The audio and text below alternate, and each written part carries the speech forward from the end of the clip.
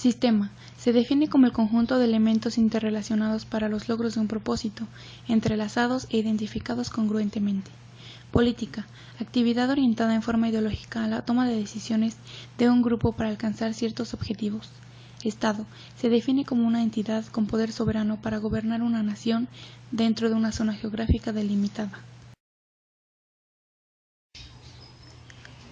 En 1988 marcó una crisis del sistema corporativista y autoritario que se basaba principalmente en defender a toda costa sus intereses y derechos sin importar dañar a terceras personas, lo que provoca que a partir de este momento el sistema político mexicano tuviera que pasar por una transformación a causa de diferentes factores.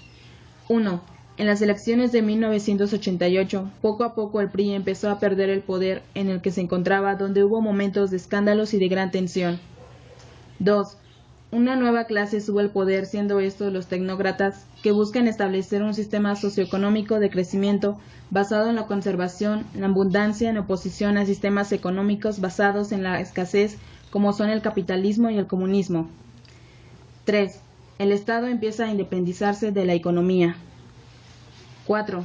El nuevo orden mundial impuesto por el fin de la Guerra Fría, el fin absoluto de los Estados Unidos y el sistema de la guerra preventiva obligó al Estado mexicano que tuviera una modernización, del cual se presencia una simulación democrática y el establecimiento de una enseñanza de seguridad continental. 5. El surgimiento de movimientos políticos y sociales que debatieron la antidemocracia y el autoritarismo del sistema político mexicano, haciendo énfasis a la ruptura del PRI y de la sociedad. 6.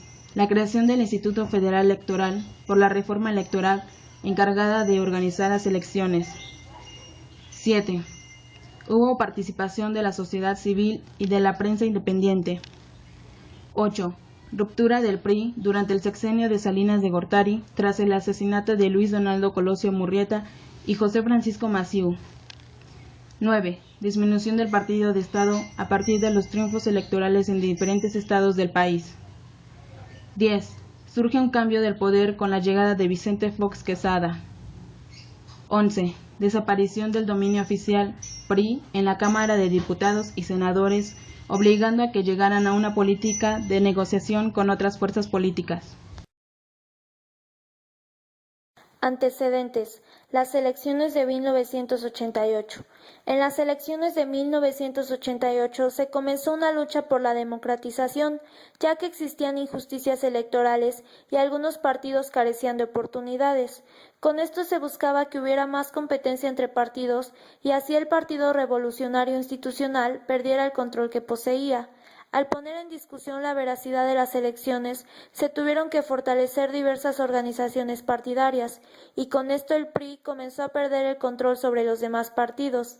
En el momento de las elecciones, para los 200 lugares disponibles en la Cámara de Diputados, el secretario de Gobernación favoreció al PRI, lo que provocó que este partido ya no necesitara de sus partidos aliados, y estos tuvieran que buscar medidas para no desaparecer.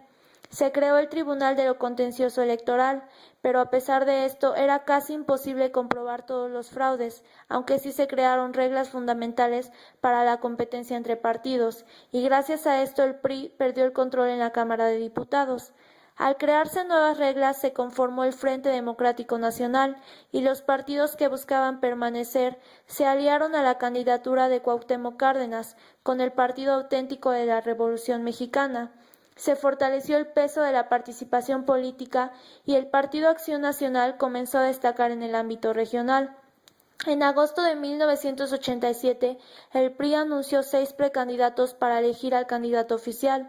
En la jornada electoral hubo muchas protestas y se aumentó la vigilancia, pero a pesar de esto hubo demasiados obstáculos para demostrar las irregularidades.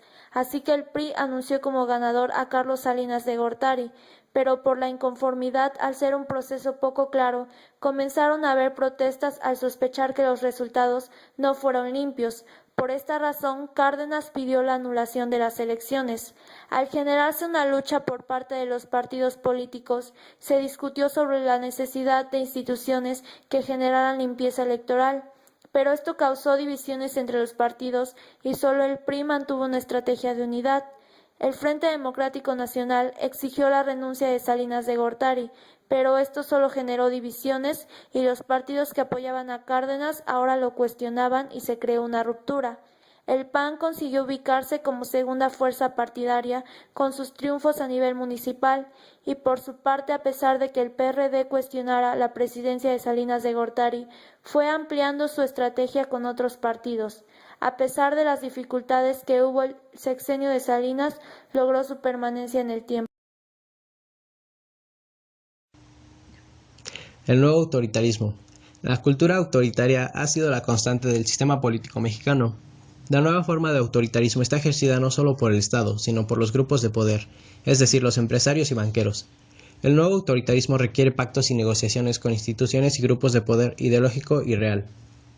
La cúpula empresarial bancaria presiona o controla a los poderes ejecutivo, legislativo y judicial para desarticular la sociedad civil antineoliberal.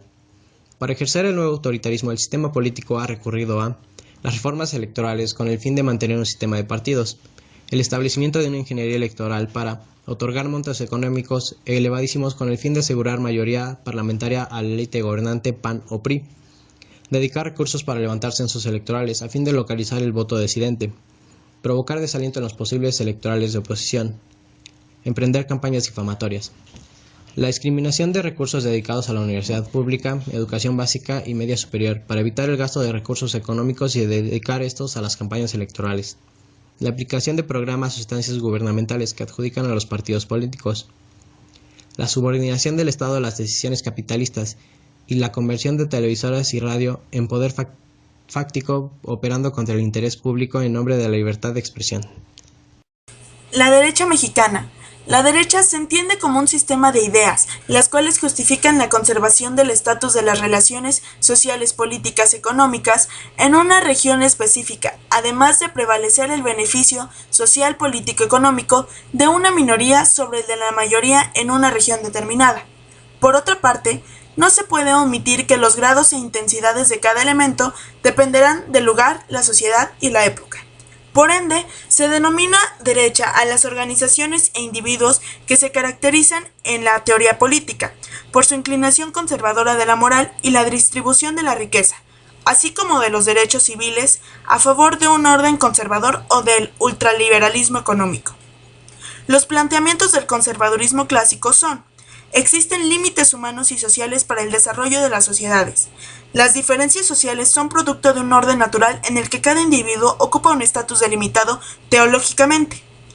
El político conservador tiene que buscar la prevalencia de este orden natural en la formación de un Estado que permita el control de la maldad, agresividad y desigualdad que son inherentes al hombre. La domesticación de los individuos solo es posible a través de leyes y órdenes provenientes de la familia y el Estado. Las leyes de un Estado y las órdenes engendradas en la familia no son concebidas por voluntad general, dado que el orden y el Estado anteceden al individuo. El Estado es un fin en sí mismo y está determinado históricamente. La propiedad es derecho exclusivo de la burguesía debido a que ésta es independiente a la sociedad. Un acercamiento a la derecha mexicana. Según Carlos Monsiváis, ¿qué es la derecha mexicana?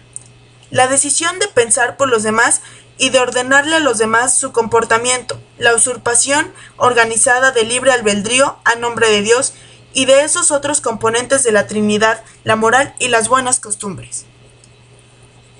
En el caso de la derecha mexicana, su principal característica se centra en el elemento conservador, al estar la derecha mexicana más cercana a los ideales de la religión católica, la cual, como toda doctrina religiosa, siempre ha estado en contra de los cambios que pudieran generarse en la sociedad, lo cual propiciaría cierta inestabilidad en el sistema de creencias y de ideas, y con ello el resultado sería la pérdida de seguidores. Actualmente podemos señalar que los Estados Unidos mexicanos son una nación democrática, federal y representativa. Democrática porque sus gobernantes son elegidos mediante un voto libre, secreto, y es elegido el que obtiene la mayoría. Federal porque la república está conformada por estados que mediante un pacto forman una unión y porque estas entidades son estados libres y soberanos. Representativa porque el gobierno está formado por cámara legislativa que representa a todos los sectores de la población. El gobierno está basado en un sistema presidencial o congresual en el que el presidente de México es tanto el jefe de Estado como el jefe de gobierno, en un sistema pluripartidista. El gobierno federal representa a los Estados Unidos mexicanos y está dividido en 3 ramas: ejecutivo, legislativo y judicial. En resumen, el sistema político de México es partidista. Está formado por partidos políticos que son grupos de personas que se juntaron. El INE, Instituto Nacional Electoral, es el nuevo organismo responsable de cumplir con la función de organizar las elecciones de México. El presidencialismo ha sido un impedimento para la democracia. El Partido Tricolor se convirtió en un prestador de servicios y receptor de críticas para que éstas no llegaran a la presidencia. El presidencialismo en México no permite una democratización, ya que el Ejecutivo no pierde las atribuciones, por lo que los cambios que puedan realizarse no son reales. Pero el presidencialismo no es el único factor que impedimenta la democracia. Otro de los pilares es el Partido Revolucionario Institucional, PRI. Actualmente México experimenta un profundo proceso de cambio, pero el cambio ocurre mucho más por debajo de la superficie que a simple vista. Poco a poco se conforma un proceso circular que rompe con lo tradicional del sistema político, como es la creación de reformas que respondan a las necesidades de desarrollo del país. El país se encuentra en medio del cambio político más significativo que jamás haya experimentado.